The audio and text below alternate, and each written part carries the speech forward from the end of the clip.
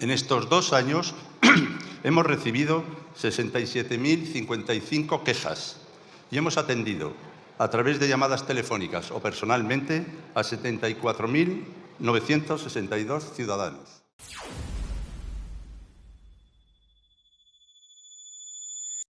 Ser el defensor del pueblo conlleva, aunque sea simplemente por el título y su denominación, una enorme responsabilidad. El señor Gabilondo conoce perfectamente sus atribuciones y las facultades competenciales que la institución conlleva. Desde nuestro grupo parlamentario, después de leer, estudiar y profundizar en los informes relativos a los años 2022 y 2023, hemos llegado a la conclusión de que el señor Gabilondo prefiere ser el defensor del Gobierno de la Nación, de Pedro Sánchez, antes que un verdadero defensor del pueblo, de los más necesitados, de los más humildes y de los que más dificultades tienen. Las quejas recibidas las señala en su informe, y eso está muy bien, pero a nuestro modo de ver debería haber puesto el acento en muchos más aspectos que describen mejor la realidad de nuestra nación, y las sugerencias y recomendaciones deberían haber sido mucho más ambiciosas y contundentes sobre la vulneración de los derechos en la Administración General del Estado. Señorías, el horizonte de expectativas de los españoles ha caído drásticamente en los últimos años. Las generaciones venideras vivirán peor que sus padres y necesitarán de estos para subsistir. A esta fractura generacional se le une una crisis de representación sin precedentes, porque nunca antes el abismo entre la vida de las élites y la vida de los ciudadanos de a pie había sido mayor. Y nunca antes había sido tan necesario defender los intereses reales de los españoles de un gobierno que está vendiendo nuestra soberanía a pedazos con tal de estar unos minutos más en el poder. La radiografía es demoledora y mortífera. Doblamos la media de paro de los Estados miembros, liderando la tasa de paro juvenil. Somos la gran economía del euro donde más han caído los salarios reales. Nuestro PIB real per cápita lleva estancado 16 años. El precio de la vivienda está en sus máximos históricos. Nuestro sistema sanitario está saturado por unas listas de espera incompatibles con la vida. En suelo español hay más de 12 millones de personas en riesgo de pobreza y exclusión social. Desde que llegó Pedro Sánchez al Palacio de la Moncloa, se han subido los impuestos 69 veces. Y para colmo tenemos déficit de seguridad y superávit de delincuencia e inseguridad. Y en consecuencia, cuando más acuciante es defender los intereses de nuestros compatriotas, cuando más necesario es defender los intereses reales de los españoles, más se aprecia la dejación de funciones de un defensor del pueblo que está más pensando en retirar cruces y monumentos de nuestros pueblos que recuerdan la historia de España que denunciar las cruces que este Gobierno levanta sobre los hombros de los españoles. Ambos informes camuflan los desmanes de este Gobierno y el profundo daño que su Gobierno está causando a España y a todos los españoles. Señalan también en su informe que han recibido una oleada de quejas por la imposibilidad de acceso a la vivienda. No nos extraña, el esfuerzo necesario para comprar una vivienda hoy en España se ha duplicado respecto a lo hace 3 décadas. Hoy, de media, un español de a pie necesitaría 7 años y medio de salario bruto íntegro dedicado a acceso a la vivienda. En 1993 era la mitad. Eso sí, lo que nos extraña es que no apunten a ninguna causa, ni los trabajos inestables, la temporalidad, los salarios de miseria, el desplome de la productividad. ¿No tendrá algo que ver la ley de vivienda que ustedes han aprobado? ¿O que de las miles de viviendas que Pedro Sánchez prometió no haya entregado ninguna? Eso sí, nos llama especialmente la atención que se olviden que el problema de la vivienda afecta principalmente a las familias numerosas. Han emprendido una ofensiva suicida contra las familias que ha condenado al silencio neonatal a nuestros pueblos y barrios.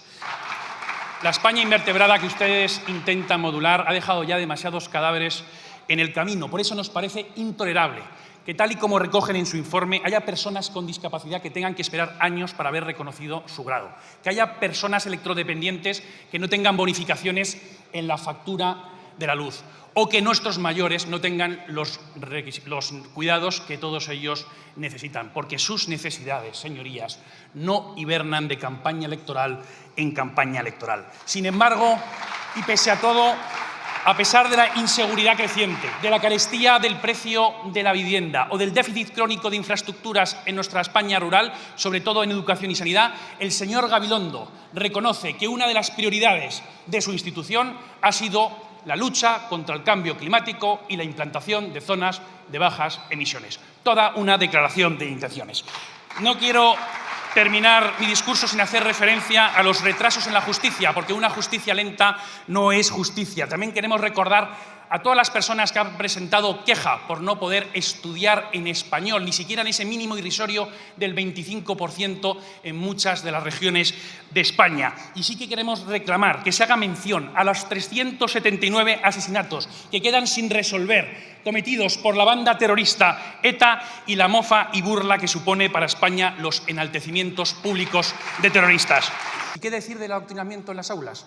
Para el señor Gabilondo, el adoctrinamiento en las aulas de Cataluña son simplemente una mera anécdota, como también lo son las más de 1.200 reducciones de penas y 126 excarcelaciones de agresores sexuales como consecuencia de su ley de sí es sí, o los abusos a las menores tuteladas que con tanto empeño se han preocupado en encubrir.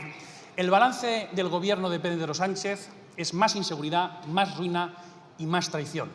Y eso ni siquiera los informes del señor Gabilondo van a conseguir ocultarlo. Señor Gabilondo, sea usted el verdadero defensor del pueblo español y no el defensor de Pedro Sánchez. Muchas gracias. A Sánchez no le gusta que hablemos de las quejas de los ciudadanos, quizá porque desde que él está en Moncloa las quejas se han disparado, de 17.000 a 35.000. No es un número, es sufrimiento, personas con nombre y apellidos. ¿Y la respuesta cuál es la que obtienen? La de una administración sin alma, saturada, que le genera nuevos problemas y encima les atosiga a impuestos. Miren, los informes anuales del Defensor del Pueblo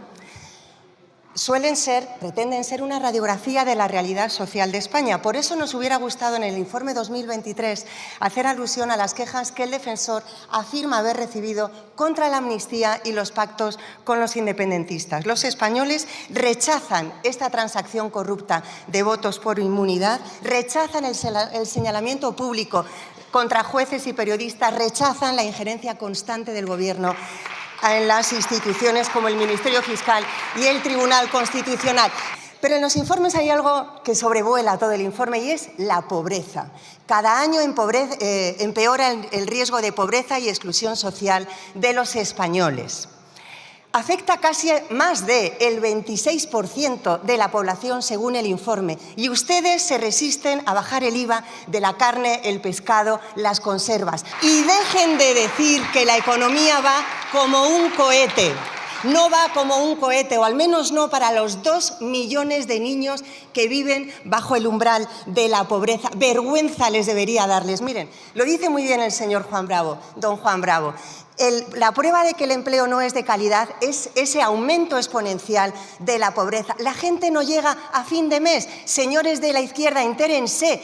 Y encima ustedes les suben el IVA a la luz y al gas. 69 subidas de impuestos. El Gobierno de Sánchez cada vez más rico. Los españoles cada vez más pobres. Esa es la realidad de Sánchez, que ustedes no reconocen. No pueden acceder a una de las viviendas prometidas por Sánchez porque no existen, ni al alquiler, porque ha metido la mano en el mercado de alquiler y han subido los precios. Señorías, es un infierno para los jóvenes. Son vidas truncadas. Lean los informes. Termino, señorías. Dice el Defensor del Pueblo en su último informe que ha podido constatar la dificultad de alcanzar justicia en los crímenes sin resolver de la banda terrorista ETA. Ha constatado también el homenaje a los asesinos de ETA. Ha constatado la dificultad del ordenamiento jurídico para responder al enaltecimiento del terrorismo. ¿Trata el Gobierno de revertir esta inmoralidad? No. Sánchez está en lo contrario, en blanquear a Bildu por un puñado de votos. ¿Para qué? Para tener el Gobierno paralizado, hundido, que es solo tiene fuerza de amnistiar a delincuentes y retirar todas las leyes que salen del Consejo de Ministros, porque ni siquiera los ministros son capaces de aprobarlos.